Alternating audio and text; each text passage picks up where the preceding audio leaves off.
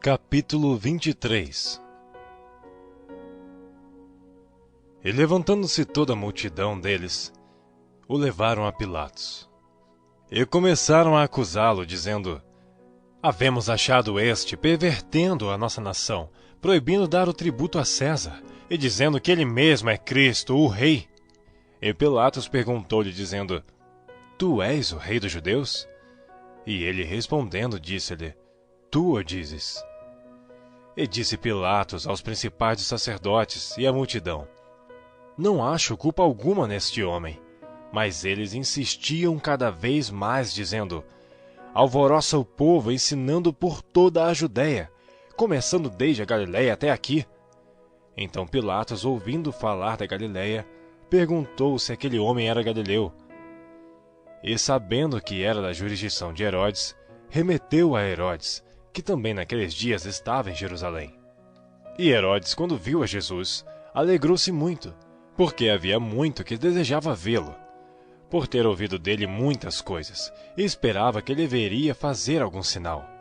E interrogava-o com muitas palavras, mas ele nada lhe respondia. E estavam os principais dos sacerdotes e os escribas acusando-o com grande veemência, e Herodes com seus soldados desprezou-o, e escarnecendo dele, vestiu-o de uma roupa resplandecente, e tornou a enviá-lo a Pilatos. E no mesmo dia, Pilatos e Herodes entre si se fizeram amigos, pois dantes andavam em inimizade um com o outro. E convocando Pilatos os principais dos sacerdotes, e os magistrados e o povo, disse-lhes: Haveis-me apresentado este homem como pervertor do povo. E eis que, examinando na vossa presença, nenhuma culpa das que o acusais acho neste homem. Nem mesmo Herodes, porque a ele vos remeti. E eis que não tem feito coisa alguma digna de morte. Castigá-lo-ei, pois, e soltá-lo-ei. E era-lhe necessário soltar-lhes um pela festa. Mas toda a multidão clamou a uma, dizendo: Fora daqui com este, e solta-nos Barrabás, o qual fora lançado na prisão por causa de uma sedição feita na cidade e de um homicídio. Falou, pois, outra vez Pilatos, querendo soltar a Jesus. Mas eles clamavam em contrário, dizendo: Crucifica-o! Crucifica-o! Então ele, pela terceira vez, lhes disse: Mas que mal fez este? Não acho nele culpa alguma de morte. Castigá-lo-ei, pois, e soltá-lo-ei. Mas eles estavam com grandes gritos, pedindo que fosse crucificado. E os seus gritos e os dos principais dos sacerdotes redobravam. Então Pilatos julgou que devia fazer o que eles pediam, e soltou-lhes o que fora lançado na prisão por uma sedição e homicídio, que era o que pediam. Mas entregou Jesus à vontade deles. E quando o iam levando, tomaram certo Simão Cirineu, que vinha do campo, e puseram-lhe a cruz às costas, para que a levasse após Jesus. E seguia-o grande multidão de povo e de mulheres, as quais batiam nos peitos e o lamentavam. Jesus, porém, voltando-se para elas, disse: Filhas de Jerusalém, não choreis por mim, chorai antes por vós mesmas e por vossos filhos. Porque eis que hão de vir dias em que dirão: Bem-aventuradas as estéreis, e os ventres que não geraram, e os peitos que não amamentaram. Então começarão a dizer aos montes: Caí sobre nós, e aos outeiros: Cobri-nos. Porque se ao madeiro verde fazem isto, que se fará ao seco? E também conduziram outros dois, que eram malfeitores, para com eles serem mortos. E quando chegaram ao lugar chamado A Caveira, ali o crucificaram, e aos malfeitores, um à direita e outro à esquerda.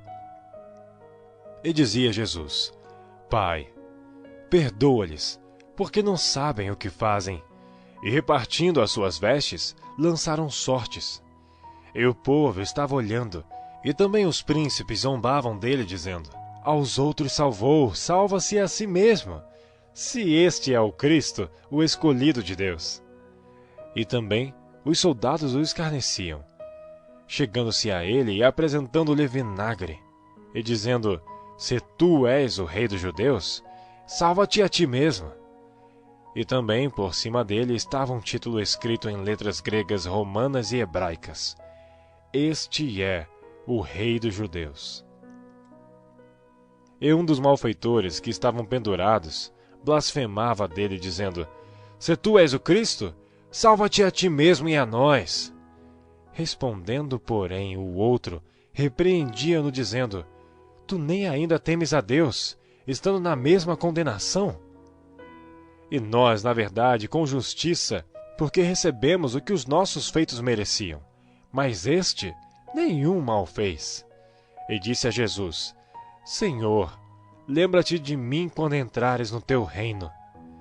E disse-lhe Jesus: Em verdade te digo, que hoje estarás comigo no paraíso.